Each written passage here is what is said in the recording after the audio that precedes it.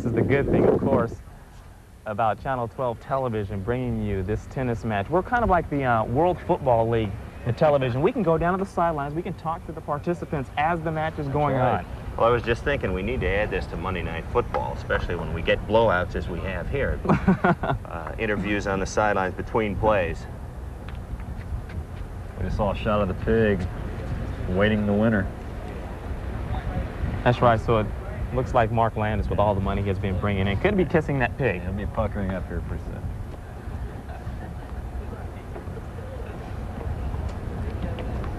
As we're back to action here at 5-love in set number 3, and Albert has served.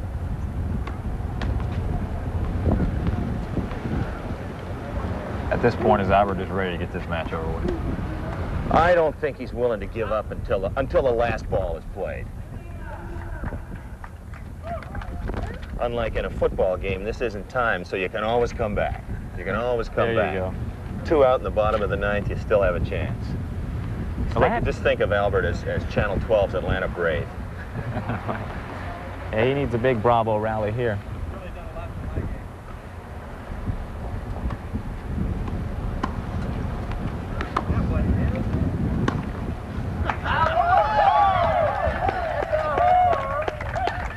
That one went to the upper deck of that dorm across the street, I believe. That's right. If the Lamar student's trying to get some sleep, I think something just hit the window. Somebody's got a souvenir. You know, Mark actually saw Albert work out yesterday morning, and after the workout, he told me he was confident he'd beat Albert. He said, looking at that serve, there's no way he can beat me.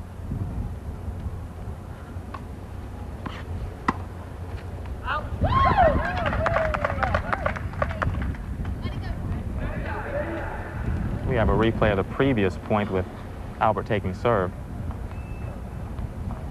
Yeah, Mark overhit his return there and was called a little bit out. Albert's up 40-love in this game.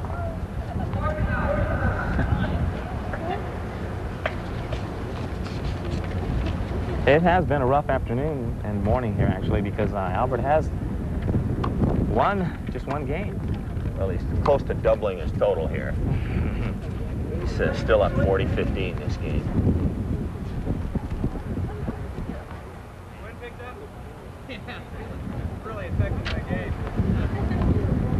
Albert complaining about the wind change out here. It's picking up. He said it's affecting his game. I don't know if I believe him. Albert's looking for just about anything at this point.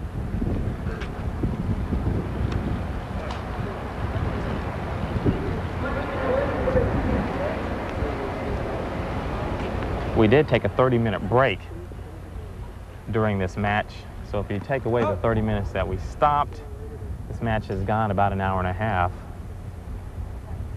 One thing we need to mention before we go off the air, I gotta thank the Lamar tennis program for helping out today. The line judges, the ball girls, ball boys. Yes. We're getting it done.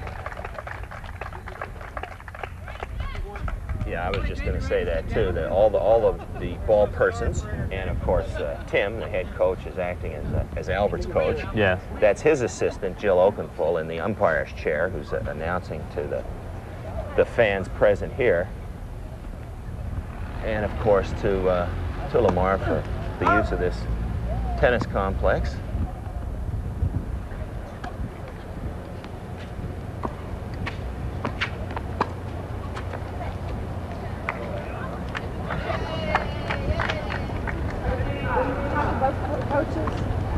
Mark Landis admits for a, should I say, semi-heavy man, he's quick.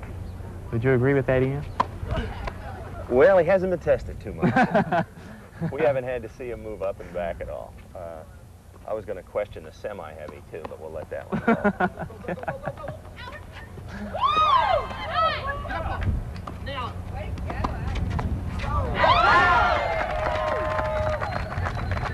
But your point is well taken there, Anthony. That's the first time we've seen Mark have to go up and go back. And he got winded enough just getting back to the baseline there that he missed his passing shot. So if Albert could move him around a little more, he's still in this match.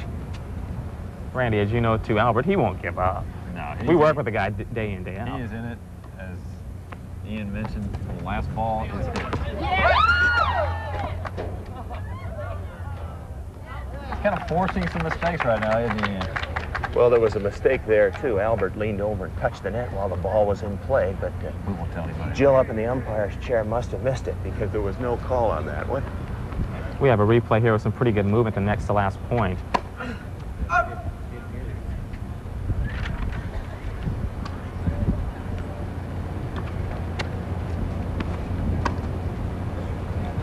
There's the point where Albert moved Mark back, and Mark wasn't able to pass Albert.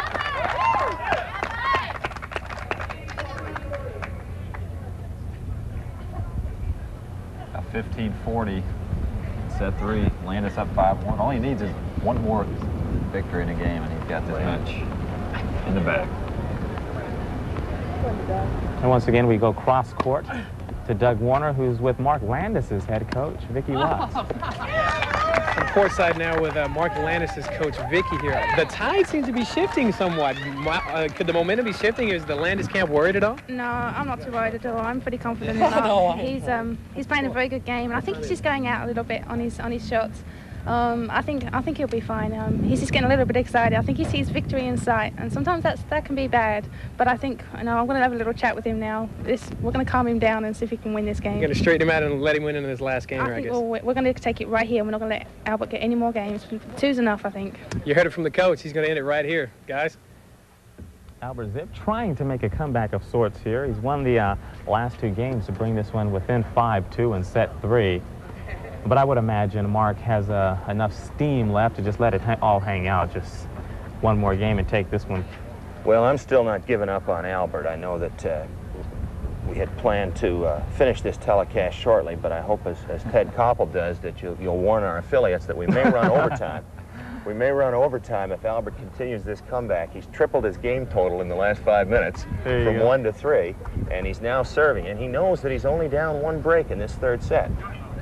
A reminder coming up after this match, it's number 1 against number 2 college football. That's right. You can't ask for a better matchup. That's why I kind of doubt we'll be running long with Miami on the road I've been in touch with them over in Tallahassee. They're going to hold the kickoff until this match is over. And don't forget, you usually will tune in at this time, 10:30 to 11, to see the Mike Newell show. Of course, we have the off week because Lamar didn't have a ball game last week. But they take on the Aussies, the Australian national team, this Tuesday night. We'll have the highlights of that game next Saturday morning. So we'll see you here from Mike Newell. Once again, Albert was able to get Mark into the net and then to put the ball over his head, and Mark was not able to get back for it. Albert has discovered belatedly that his strategy should be to move Mark up and back. Mark has not been able to recover when Albert has been able to successfully execute that play. Now, on a normal day, would you discover that a bit earlier than the 3rd set? Well, Albert realized that we weren't going on camera until the 3rd set, and so he wasn't going to knock himself out with something that didn't really matter in his mind.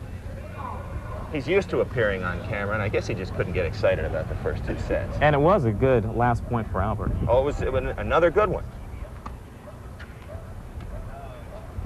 Albert showing a lot of speed for a man who will admit he is near 40. Well, he has that build, though. He's part road runner. He's very quick, and part camel. He's got a lot of stamina. He looks the part. I would think he could stay out here all day. And as I say, I hope we're going to stay on because I think he's going to come back in this match.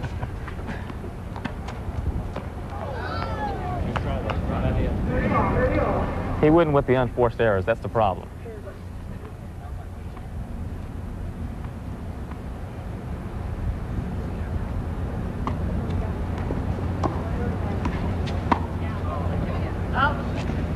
Another unforced error. Have we seen that several times? Yeah, we have, and it brings us to match point. Here's where the pressure's on because Albert is back in this match. Let's see how he holds up here, facing his first match point.